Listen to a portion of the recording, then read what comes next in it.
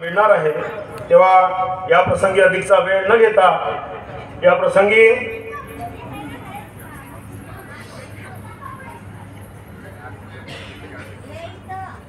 आदरणीय डॉक्टर वाढाणे सरांना विनंती करतो की आपण या ठिकाणी आपले विचार व्यक्त करावे.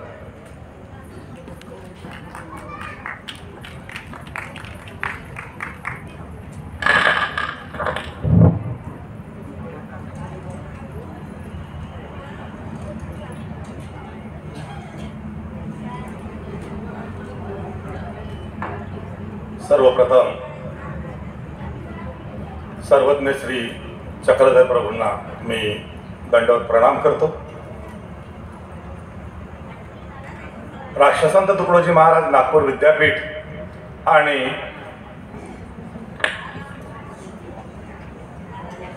अखिल भारतीय महानुभाव विचार चिंतन परिषद नागपूर यांच्या संयुक्त विद्यमाने हे 2 दिवसीय अखिल भारतीय महानुभाव विचार चिंतन परिषद येथे संपन्न होत आहे. ही अत्यंत आनंदाची आणि अभिमानाची बाब आहे. या 2 दिवसाच्या या चिंतन शिबिरात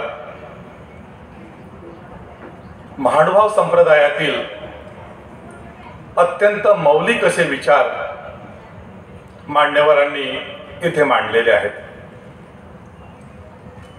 या संपूर्ण संमेलनाचे अध्यक्ष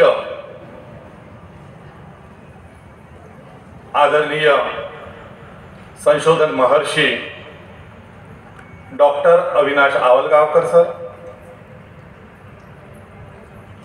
या संमेलनाचे ज्यांच्यामुळे हे संमेलन येथे साकार झालं ते मोठे बाबाजी, या परिषदेचे कार्याध्यक्ष आचार्य न्यायंबाज बाबाजी, राष्ट्रसंत तुकडोजी महाराज महानुभाव अध्यासन केंद्राचे प्रमुख आमचे सन्मित्र डॉक्टर भरतभूषण शास्त्री सर, या परिसंवादाचे सन्माननीय अध्यक्ष आणि आमचे मार्गदर्शक प्राचार्य राघो चौरे सर, या ठिकाणी दुसरे जे वक्ते आहे, ज्यांचा अधिकार आहे आणि जे अधिकार वाणीने आपल्याशी संवाद साधणार आहे, ते पूजनीय श्री नितीनदादा बांदकर. या प्रसंगी सूत्रसंचालन करणारे श्री राजकुमार शेंडे सर, येथे उपस्थित असणारे सर्व वासनिक, भिक्षुक, संत, महंत, या सर्वांना मी प्रथमतः दंडवत प्रणाम करतो.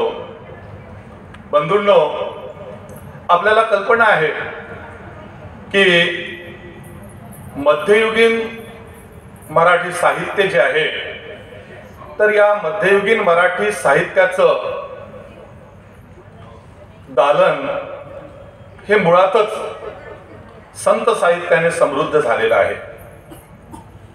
जेव्हा आपली मराठी भाषा ही ग्रंथाच्या रूपाने अस्तित्वात आली, त्यावेळी सर्वप्रथम जे काही वाङ्मय निर्मिती जी झाली आहे, तर ती संत साहित्यातून मोठ्या प्रमाणामध्ये झालेली आहे.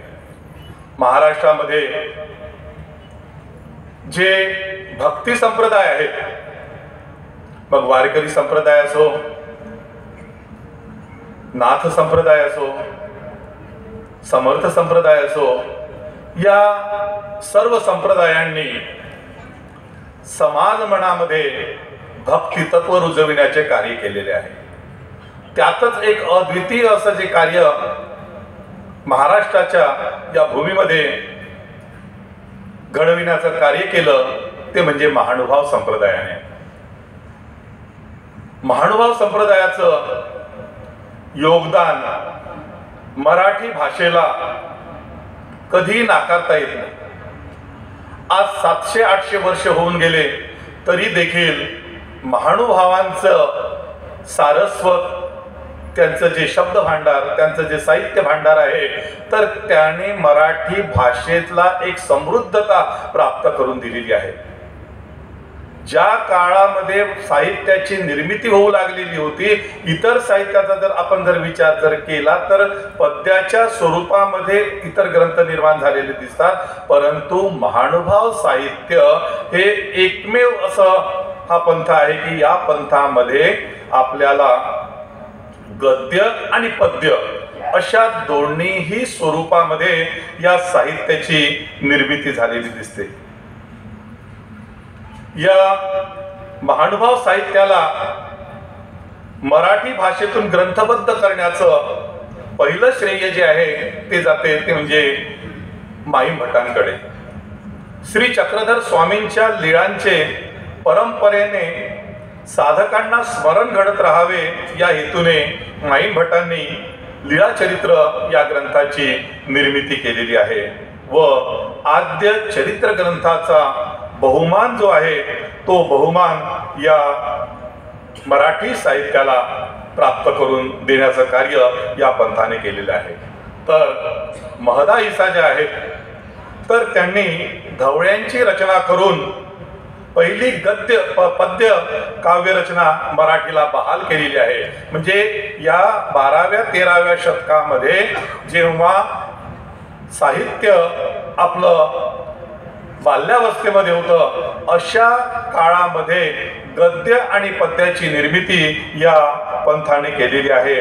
आणि पाहता पाहता या महानुभाव पंथाच्या साहित्याचा एक असा विशाल वटवृक्ष निर्माण झालेला आपल्याला दिसतो.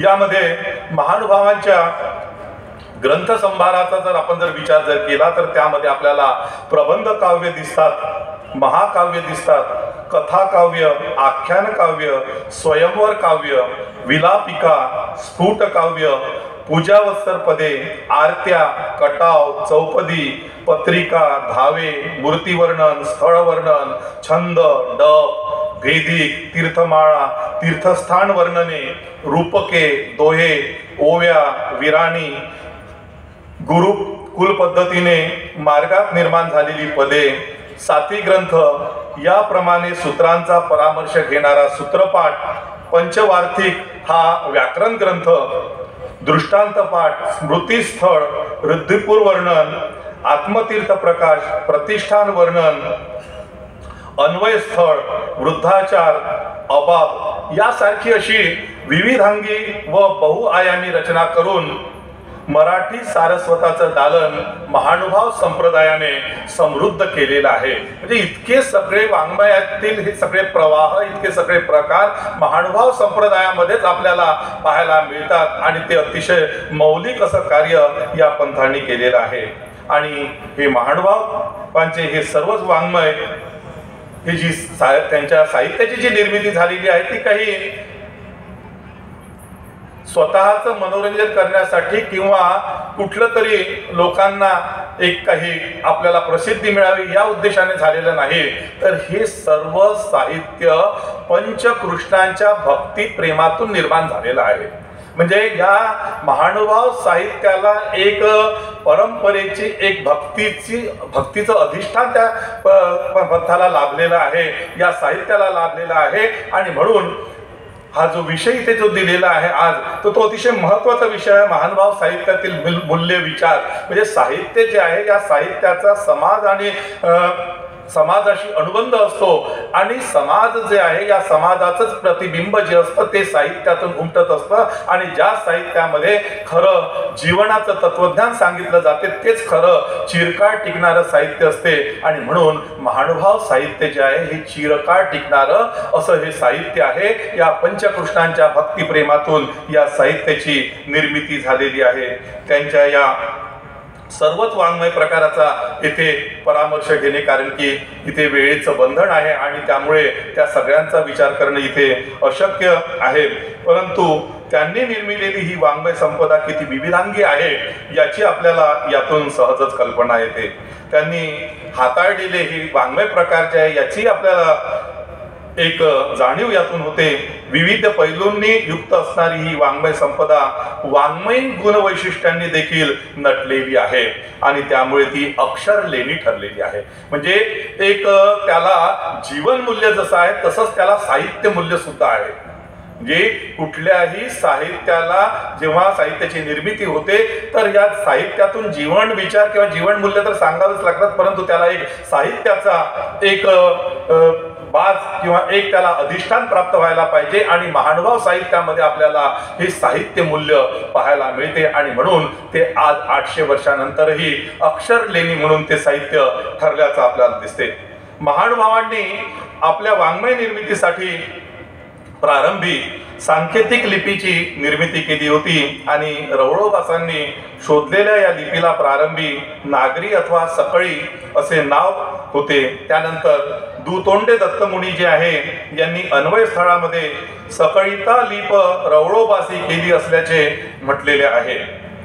पुढे स्वतःची स्वतंत्र लिपी निर्माण करण्याचा प्रघात काही आमनायामध्ये आपल्याला असल्याचा दिसतो आणि त्यातून सुंदरी, पारमांडल्य, अंकलिपी, शून्य लिपी, सुभद्रा लिपी, श्रीलिपी, वज्रलिपी, मनोहरा लिपी, कवीश्वरी लिपी अशा अनेक लिप्यांची निर्मिती सुद्धा महानुभाव संप्रदायामध्ये आपल्याला झालेली दिसते। ही म्हणजे एक अगदी आगळी वेगळी अशी ही गोष्ट आहे की या सुरुवातीच्या काळामध्ये मध्ययुगीन काळामध्ये जेव्हा एक सगळं वातावरण जे होतं महाराष्ट्राचं तेही सुद्धा एक हे होतं। एकीकडे मुस्लिमांच्या राजवटी होत्या, एकीकडे समाजामध्ये निरनिराळ्या जातीयतेचं प्रस्थ निर्माण झालेलं होतं, अंधश्रद्धेने समाज पोखरलेला होता आणि अशा काळामध्ये महानुभाव साहित्यातून महानुभाव जे आचार्य मंडळी आहे हे साहित्याची अशी दर्जेदार निर्मिती करीत होते आणि हे सगळं आपल्याला या महानुभाव साहित्यामध्ये बघायला मिळतं। परमेश्वराचे शास्त्र अनंत आहे, कारण परमेश्वर हा अनंत आहे। त्याचप्रमाणे जीव, देवता, प्रपंच हे देखील अनंत आहेत। अनंते ब्रह्मांडे अनंते देवता, अनंत जीव अनंत परमेश्वरू असं हे तत्व याचं आहे, पंथाचं आहे। हा महानुभाव पंथ जो आहे हा जरी महाराष्ट्रामध्ये जरी उदय पावलेला असला तरी त्याचा प्रचार काबूल कंदाहार पर्यंत त्या काळामध्ये झालेला आपल्याला दिसतो आणि सध्याचे अनुयायी आज संपूर्ण आपल्याला भारतामध्ये विखुरलेले आपल्याला दिसतात। सृष्टीमध्ये कवणे करणे मुची जेना एके परमेश्वराविन हा महानुभाव संप्रदायातील तत्वज्ञानाचा मुख्य पाया आहे। नित्यमुक्त परमेश्वरच मुक्ती देण्यास समर्थ आहे, तो जीवांच्या उद्धारासाठी अवतार धारण करतो अशी त्याची संकल्पना आहे। चक्रवर्ती, श्रीकृष्ण चक्रवर्ती, श्री दत्तात्रय प्रभू, श्री चक्रपाणी महाराज, श्री गोविंद प्रभू आणि श्री चक्रधर स्वामी असे हे जे पंचकृष्ण आहेत या पंचकृष्णांच्या वरती किंवा या पंचकृष्णांना आद्य मानून या संपूर्ण साहित्याची निर्मिती झाल्याची आपल्याला दिसते आणि संपूर्ण महाराष्ट्रामध्ये या पंथाची स्थानं जी आहेत ती सुद्धा असल्याचं आपल्याला दिसते। यात परमेश्वराचे चतुर्विध स्मरण सांगितलेले असून त्यात नामाचे स्मरण केलेले आहे। साकारापासून नाम मूर्ती, निराकारापासून लीळा, चेष्टा म्हणून साकारा निराकारा नामची कारण असे सांगून नामाचे जे 10 ठाय जे आहे ते सुद्धा त्यामध्ये सांगितलेले आहे। नामे वेधू, नामे बोधू, नामे अनुसरण, नामे स्मरण, नाम सकळ निरोध, परिहरी, नाम वाजत वाराधरी नाम पडते आकाश धरी, नाम येते विघ्नहरी, नाम साह्यते करी, नाम प्राप्ती ते करी. म्हणजे नाम महिमा इतर जे संप्रदायामध्ये नामस्मरणाला जसं महत्व दिलेलं आहे तसंच महानुभाव संप्रदायामध्ये सुद्धा नामस्मरण जे आहे या नामस्मरणाला महत्व दिल्याचं आपल्याला दिसून येतं. महानुभाव संप्रदाय या साहित्याची जी निर्मिती जी आहे ही आपल्याला जशी पंचकृष्णांना मुख्य मानून जशी झालेली आहे आणि त्यांच्या रूपाचं, त्यांच्या गुणवर्णनाचं, त्यांच्या कर्तृत्वाचं वर्णन जसं त्यामध्ये आलेलं आहे त्याचप्रमाणे वाङ्मयाच्या अंगाने सुद्धा हा संप्रदायाचं अतिशय महत्त्वाचं कार्य आहे. या वाङ्मयाचे मराठी भाषेच्या अभ्यासामध्ये विशेष असं स्थान आपल्याला पाहायला मिळतं. सूत्रपाठासारखे ग्रंथ तर या पंथीयांना जसे वेदतुल्य आहे त्याचप्रमाणे अभ्यासकांना सुद्धा एक असा आदर्श वस्तुपाठ या सूत्रपाठांच्या माध्यमातून घालून देण्याचा प्रयत्न आपल्याला झालेला दिसतो. वैदिकांनी वेदातील ऋचांविषयी जी दक्षता बाळगली तीच महानुभावांनी सर्वज्ञांच्या सूत्रांविषयी दाखवलेली आहे. त्यामुळे आज इतक्या वर्षानंतरही त्याचं महत्त्व अबाधित असल्याचं आपल्याला दिसते. महानुभाव वाङ्मयाचा जो विचार झाला त्याचे बीज या पंथाच्या तत्वज्ञानामध्ये आपल्याला पाहायला मिळते. गोसावी बोलिली ती श्रुती, भटोबासी बोलिली ते स्मृती, स्वामी परस्परा वसार असल्याने त्यांची वचने श्रुती, तर नागदेवाचार्यांची वचने जी आहे त्यांना स्मृती म्हणून मानलं जाते. या संप्रदायाचा आद्य जो ग्रंथ आहे लीळाचरित्र, हा लीळाचरित्र ग्रंथामध्ये म्हणजे आशय आणि अभिव्यक्तीच्या अंगाने बोलायचं असल्यामुळे मी थोडक्यामध्ये फक्त लीळाचरित्राच्या संदर्भामध्ये इथे उल्लेख करतो की हा ग्रंथ एकांक, पूर्वार्ध आणि उत्तरार्ध या 3 भागामध्ये त्याची विभागणी झालेली आहे. एकांकामध्ये 74 लीळा आपल्याला दिसतात, पूर्वार्धामध्ये 358 आणि उत्तरार्धामध्ये 488 अशा लीळा आपल्याला यामध्ये दिसतात. या श्री चक्रधर स्वामींच्या आयुष्यातील अवतार स्वीकार, शक्ती स्वीकार, नागांबिकेला त्यांनी दिलेलं प्रेमदान आणि नागदेवाचार्यांचे अनुसरण आणि शेवटी स्वामींचं उत्तरापंथे गमन असा हा एक घटनाक्रम आपल्याला या ग्रंथामध्ये पाहायला मिळतो.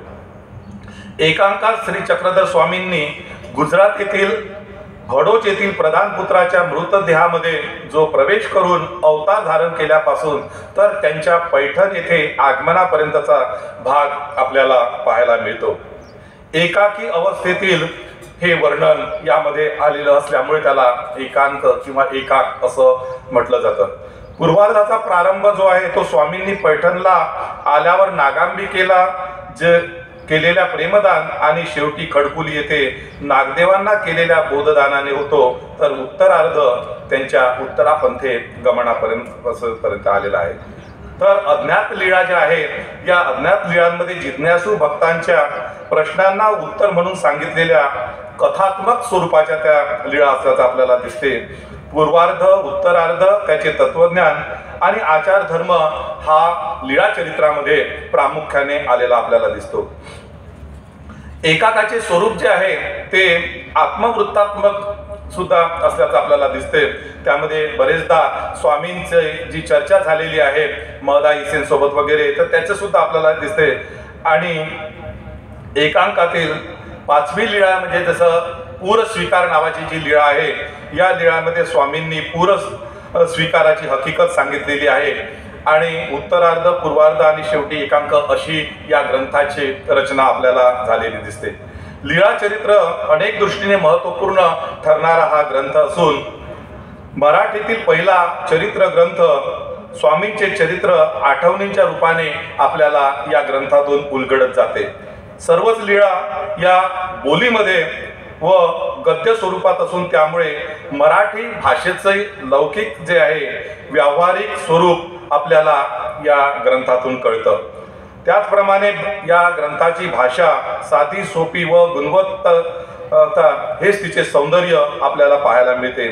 यादवकालीन मराठी जी आहे या मराठीचं यथार्थ आकलन होण्याच्या दृष्टीने सुद्धा हा ग्रंथ आपल्याला महत्त्वाचा ठरतो. यातील वाक्प्रचार, म्हणी वजा सुभाषिते, शैलीचा साधेपणा, प्रसाद यामुळे हा ग्रंथ अतिशय वाचनीय झाल्याचं आपल्याला दिसते.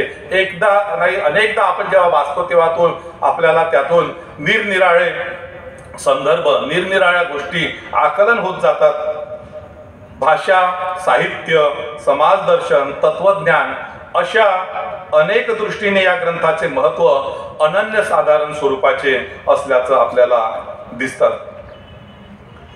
एकांकामध्ये स्वामींच्या अवतारातील मानवी प्रवृत्ती आपल्याला पाहायला मिळते, तर पूर्वार्धामध्ये भ्रमंती करताना काही तत्वसूत्रे जी आहे ती तत्वसूत्रे आचार्य धर्म निवेदन करतात, त्यात प्रासंगिकता आहे. तर उत्तरार्धामध्ये धर्मनिरूपणाचे कडे त्यांचा कल असलेला दिसतो. श्री नागदेवासारख्यांना अनुसरित भक्ताला आपली ब्रह्मविद्या देऊन त्यांनी उत्तरापंथे गमन केलेलं आहे. एकांकातील स्वामी आपल्याला संसारी माणसासारखे सामान्य रागद्वेष असणारे भासतात. जीवनातील पुत्र, पती, मित्र, सवंगडी, सेवक, कैदी, मुक्तिदाता अशा विविध स्वरूपातून स्वामींचं दर्शन आपल्याला या एकांकामध्ये घडते. श्री चक्रधर स्वामी आणि गोविंद प्रभू ही दोन्हीही अवतारी पुरुष विदर्भामध्ये त्यांचं कार्य होतं आणि गोविंद प्रभूचे स्वामी हे शिष्य होते. त्यांचे ते स्वामींचे गोविंद प्रभू हे गुरु होते. श्री प्रभू साक्षात करचरणवंत ब्रह्म अशी त्यांची गुरुविषयीची भूमिका असल्याचं आपल्याला दिसते. आणि यातून भक्तीचा आदर्श जो आहे तो भक्तीचा आदर्श स्वामींनी आपल्या भक्तांमध्ये घालून दिलेला दिसतो. त्यांच्या सौंदर्याबद्दल सुद्धा वर्णन लीळाचरित्रामध्ये आलेले आहेत. त्यांची आई जी होती तिने म्हटलेलं आहे की सौंदर्य मूर्ती कृश झाली असे उद्गार काढले आहे. तर अवस्था स्वीकारू लीळेमध्ये आपल्याला काटेया केस गुंपती म्हणजे जेव्हा स्वामी एकाकी अवस्थेमध्ये भ्रमंती करीत होते तेव्हा काट्यातून आणि निरनिराळ्या ठिकाणी ते जात होते तेव्हा त्यांचे केस जे आहेत ते काट्यांमध्ये अडकायचे, त्यांच्या शरीरातून ते रक्ताचे जे थेंब ओघळायचे. तर हे सगळे जे वर्णन आहे त्यातून स्वामींचं सौंदर्य जे आहे या सौंदर्याचं सुद्धा आपल्याला दर्शन घडते. किंवा औरंगळच्या एका ब्राह्मणांनी त्यांचं जे वर्णन केलेलं आहे गौर श्रीमूर्ती लांब कान विशाळ नेत्र असं वर्णन केलं आहे. यावरून सुद्धा स्वामींचं जे रूप सौंदर्य जे आहे हे किती वेधक स्वरूपाचं होतं हे आपल्या लक्षात येते. श्री चक्रधर स्वामींनी हे परमेश्वर अवतार असल्यामुळे त्यांच्या दर्शनाने प्राणी मात्र्यांना देखील स्थित्यानंद प्राप्त झालेला आपल्याला दिसतो. जसे हिस्त्र पशु जे आहे ते सुद्धा शांत झालेले दिसतात. गायींना दृष्टी सुख देऊन त्यांना आनंदित करणे, गरुड घोड्याला स्थित्यानंद देणे किंवा चर्मकाराला स्थित्यानंद देणे असं अनेक कार्य स्वामींनी केल्याचं आपल्याला दिसतं. म्हणजे समाजामध्ये जी समता निर्माण करण्याचं किंवा एक संपूर्ण अहिंसेचं जे तत्वज्ञान जे आहे ते आपल्याला स्वामींच्या या कर्तृत्वातून आपल्याला पाहायला मिळते. त्यांची निरपेक्ष वृत्ती जी आहे ते काट्या कुट्यातून जाणे, उकिरड्यावर झोपणे असं जे एक विदेही अवस्था जी आहे ती सुद्धा आपल्याला त्यामध्ये पाहायला मिळते. त्याचप्रमाणे त्यांच्या अहिंसा वृत्तीचं दर्शन शशिक रक्षण सारख्याच्या लीळा आहे त्यामधून आपल्याला घडतं की येत शरण आली या काही मरण असं जेव्हा ती होडीचा ससा जो असतो तो धावत असतो आणि तो जेव्हा येऊन स्वामींच्या मांडीखाली जेव्हा तो बसतो तर तेव्हा ते त्याला अभयदान देतात. म्हणजे जीवाला अभयदान देण्याचं जे कार्य आहे ते सुद्धा स्वामींचं किती अफाट होतं हे आपल्याला दिसून येते. त्याचप्रमाणे त्यांची परोपकारी वृत्ती जी आहे तर ती सुद्धा आपल्याला चर्मकारा भेटी किंवा भक्ता भेटी, गोपाळांतो खेळू किंवा गोवारी ज्वर निवृत्ती, द्विज गोरक्षण अशा सारख्या ज्या अनेक लीळा ज्या आहेत त्यामधून आपल्याला पाहायला मिळतात. त्याचप्रमाणे लीळाचरित्र हा ग्रंथ जसा चरित्रात्मक आहे तसाच तो आत्मचरित्रात्मक देखील असल्याचं आपल्याला दिसते. एक प्रकारचा स्वाभाविकपणा यामध्ये आलेला आपल्याला दिसतो. वाङ्मय प्रकारांना अपेक्षित मूल्य येथे आढळते आपल्याला. वेदकता हा या ग्रंथाचा विशेष पैलू जो आहे तोही आपल्याला जाणवतो. यातील संवाद पद्धती जी आहे त्यामध्ये सुद्धा नाट्यात्मकता आपल्याला दिसते. जसं हो काजी किंवा जी जी, हा जी, ये या, हा गा अशा सारखे जे शब्द आहेत तर त्यामधून या उद्गारवाचक शब्दांमधून आपल्याला एक संवादाला जिवंतपणा प्राप्त झालेला दिसतो. तर प्रत्यक्ष स्वामी आपल्याशी बोलत असल्याचा भास आपल्याला होतो आणि जणू काही आपण त्यांच्याशी संवाद म्हणजे एका विशिष्टच्या त्या वातावरणामध्ये आपण जाऊन स्वामीशी प्रत्यक्ष संवाद साधून राहिलो आहे किंवा त्या स्वामी आपल्याशी बोलून राहिले आहे असा भास या ग्रंथ वाचताना आपल्याला होतो. लीळांच्या मांडणीची क्रमवारता, भावपूर्ण प्रसंगातून आपल्याला घडलेले व्यक्तिदर्शन, प्रसंग निर्मिती यामुळे या लेखनाला लालित्याचा सुद्धा स्पर्श झालेला दिसतो. चरित्राला आवश्यक गोष्टी असूनही आत्मचरित्राची कलात्मकता जी आहे ती सुद्धा या लेखनाला लाभलेली आपल्याला दिसते. या ग्रंथातून कथाशास्त्र, विनोद, कथाशास्त्र आणि विनोद असा तिहेरी लाभ आपल्याला होतो. भक्तिरसाने ओतप्रोत भरलेल्या या ग्रंथाला स्मरणामुळे आस्वाद्यता लाभलेली आहे. वार्ता वृत्तांताच्या पातळीवर जाणारे हे लेखन साधे गद्यप्राय असले तरी त्यामागे समृद्ध असा अनुभव आहे. आशय आणि अभिव्यक्ती या दोन्ही दृष्टीने लीळाचरित्र हा आपल्या वेगळेपणाने उठून दिसणारा हा ग्रंथ आहे. चरित्र, आत्मचरित्र, कथा, कहाणी, वृत्तांत असे विविध आकृतीबंध आपल्याला या ग्रंथामधून पाहायला मिळतात आणि लोकभाषेच्या माध्यमातून हा ग्रंथ आणि किंवा गोविंदप्रभू चरित्र जे आहे तोही आपल्याला आपल्या पुढे येतो. या ग्रंथाच्या महानुभावीय गद्य शैलीमध्ये आपल्याला 2 टिंब अशी ते दिलेली दिसतात आणि ती देण्याची म्हणजे ही एक वेगळी पद्धत. म्हणजे इतर ग्रंथांच्या तुलनेमध्ये किंवा इतर भाषेतील ग्रंथांच्या तुलनेमध्ये हा वेगळेपणा जो आहे तो आपल्याला या महानुभाव पंथामध्ये पाहायला मिळतो. या टिंबामध्येच आपल्याला स्वल्पविराम असो, अर्धविराम असो, प्रश्नचिन्ह असो, उद्गारवाचक चिन्ह असो या सगळ्यांचं ते निदर्शन त्यातून होते. त्याचप्रमाणे समाप्तीसाठी 2 असे उभे दंड देण्याचा जो प्रघात आहे त्यातून वाक्याच्या अर्थानुसंधानानुसार या टिंबाचा उपयोग झाल्याचा आपल्याला दिसतो. त्याचप्रमाणे जसे उदाहरणार्थ मार्दना, मादने, व्याळी असे जे स्वल्पविराम म्हणजे ते 2 टिंब जे आहेत त्या टिंबाने ते दिलेले दिसतात आपल्याला.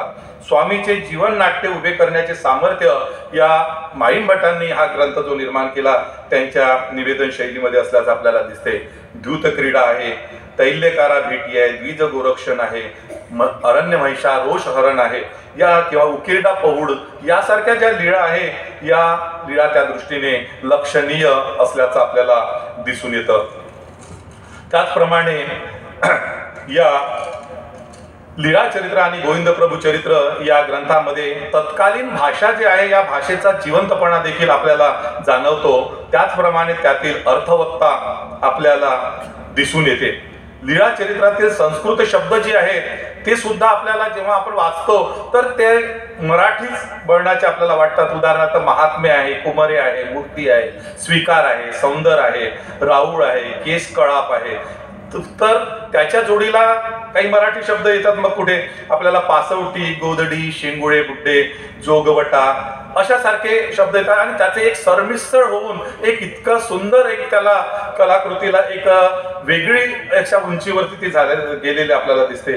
श्री चक्रधर स्वामींची गुरुनिष्ठा, ईश्वरावतारात रित्व त्यांचं उद्धरण, प्रवृत्ती, कृती, चमत्कार, स्वच्छंद भ्रमंती, त्यांचे हास्य, विनोद, क्रीडा यांचे शास्त्र निर्वचन इत्यादी सर्वांचे चित्रण आपल्याला लीळाचरित्रामधून पाहायला मिळते. त्याचप्रमाणे वृत्तलेखनात्मक प्रकारात सरळ निवेदन आणि कालक्रम महत्वाचा असतो. तेच तंत्र आपल्याला या लीळाचरित्राच्या संदर्भामध्ये सुद्धा आढळते. तर प्रसंग चित्रणात्मक स्वरूपाच्या लेखनामध्ये दृष्टिगोचरता, श्रवणगोचरता, गतिमानता, दीर्घत्व तर कधी अतिलघुत्व सुद्धा पाहायला मिळते. काही लीळा कथात्मक दृष्टांत व वास्तवाधिष्ठित अशा स्वरूपाच्या आपल्याला दिसतात. उदाहरणार्थ परमेश्वरापासून चतुर्विध दान आती म्हणजे समुद्राचा जो दृष्टांत आहे त्यामध्ये आपल्याला दिसतं, किंवा द्रुक स्पर्श आलाप अंतःकरण हा मासळीचा जो दृष्टांत आहे तर त्यामधून परमेश्वरा जीवाला कशा प्रकारे तो बोध करतो त्याचं आपल्याला दर्शन घडतं. किंवा पोर जीवूच आपणा करू आवडे तिची करी पाठी पुढीलावरी ठेवी म्हणजे रुंबण्याचा दृष्टांत जो आहे त्यामधून सुद्धा आपल्याला हा बोध होतो. किंवा जो जे होवनी असे तो तोची होय बोले अनंत शक्ती परमेश्वर सकळा सिद्धी विषय व्यवस्था करीती म्हणजे हत्तीचा दृष्टांत जो आहे तर या हत्तीचा दृष्टांत जे 4 आंधळे आपण पाहिलेले आहे तर त्यांना जसा जसा तो त्या हत्तीच्या अवयवाला स्पर्श करतो तसा तसा त्याला त्या हत्ती वाटतो, परंतु जेव्हा तो हत्ती जो असतो या सर्व अवयवांनी युक्त असतो तसाच परमेश्वर जो आहे हा परमेश्वर सुद्धा कसा सर्वव्यापी आहे याचंही दर्शन आपल्याला यातून म्हणजे अगदी छोटी छोटी सूत्र आहे ही, पण या छोट्या सूत्रांमध्ये अतिशय मोठा गर्भितार्थ आणि मोठा असा आशय दडलेला आपल्याला दिसतो. आणि हे फक्त आपल्याला महानुभाव संप्रदायातील साहित्यामध्ये आपल्याला पाहायला मिळतं. इतर कुठल्याही साहित्यामध्ये असा हा व्यापकत्व किंवा असा हा विशाल असा जे आशय आहे तो आपल्याला दिसत नाही. त्याचप्रमाणे रूपक आणि रूपकातिशयोक्तीचे आकर्षण लीळा चरित्रातील भाषेला असल्याचं आपल्याला दिसते. उदाहरणार्थ नागदेवांना वानर संबोधणे किंवा आंब्याला संसार मोचकू जीवाला स्फटिकाकारू अशी रूपके स्वामींच्या भाषेमध्ये आपल्याला वारंवार येताना दिसतात. याशिवाय कोमळ ज्ञानी विखो विघ्न किंवा भिक्षामणी जे पारधिका अशी सूत्र सुद्धा एखाद्या सुभाषितासारखी जसं तुकारामांच्या अभंगामध्ये आपल्याला ही सुभाषितात्मकता दिसते ती सुभाषितात्मकता आपल्याला या स्वामींच्या वाक्यांमध्ये किंवा या सूत्रांमध्ये पाहायला मिळते. त्याचप्रमाणे खरूच खाजविना तो विरक्त असे वाक्प्रचार सुद्धा आपल्याला अनेक यामध्ये पाहायला मिळतात. हाडांची रांगवळी करावी नायका अथवा मुक्तीची चाड आणि देवीची कुंट दावे सांभाळणे अशी रूपकातिशयोक्तियुक्त वाक्यरचना ही आपल्याला या ग्रंथामध्ये दिसून येतात. लीळा चरित्र हे अभिव्यक्तीच्या अनुषंगाने येणारे हे यामध्ये आलेले हे सगळे तत्वविचार जे आहे ते आस्वादकता वाढविण्याच्या दृष्टीने जसे महत्त्वाचे आहे त्याचप्रमाणे मनुष्याला जीवाला बोध करण्याच्या दृष्टीने सुद्धा महत्त्वाचे आहे. आणि म्हणून आजही त्याचं सामर्थ्य त्याचे जे महत्त्व आहे ते कमी झालेलं नाही. आजही आपल्याला माहिती आहे की निरनिराळ्या विद्यापीठाच्या अभ्यासक्रमांमध्ये ते आपल्याला महानुभाव साहित्याचा किंवा लीळा चरित्रातील एखादी लीळा किंवा दृष्टांताचा समावेश झालेला दिसतो. हे काही सहज नाही. म्हणजे आज ज्या समाजामध्ये आपल्याला विज्ञानाने एवढी प्रगती केलेली आहे, संपूर्ण जग आज आपण कवेत घेतलेलं आहे, परंतु मानवामध्ये जी अराजकता निर्माण झालेली आहे, एकमेकांविषयी जो काही आपल्याला द्वेष भावना जी दिसते आहे तर त्यामध्ये मूल्य रुजविण्याचं महत्त्वपूर्ण कार्य जे आहे हे महानुभाव साहित्यातील या विचारातून आपल्याला होते. आणि ते स्वामींनी हे विचार दिलेले आहेत. ते विचार संपूर्ण समाजातील तळागाळापर्यंत पोहोचायला पाहिजे, ते अभ्यासकांमध्ये पोहोचायला पाहिजे. आणि याच दृष्टीने हे सर्व विचार मांडले जाते आहे. या दृष्टीने येथे हे जे संमेलनाचं आयोजन केलेलं आहे या संमेलनाच्या आयोजनाचं मागील भूमिका कदाचित हीच असावी. जसं पंथीयांना तर त्या संदर्भामध्ये ज्ञान असतंच, परंतु इतरांनाही ते ज्ञान मिळावं आणि अतिशय सूत्रबद्धरित्या ते आदरणीय आवलगावकर सर आहे तर त्यांनी काय केले की एका आध्यात्मिक याला एक वाङ्मयाची त्याला जोड दिली आणि वाङ्मय आणि अध्यात्म ह्या दोन्हीचाही अतिशय सुंदर मेळ या संमेलनाच्या माध्यमातून घातला गेलेला आहे. मला इथे आयोजकांनी बोलण्याची संधी दिली आणि मला इथे जे विचार मांडता आले त्याबद्दल मी आयोजकांचे मनपूर्वक आभार मानतो आणि आपले रजा घेतो. दंडवत.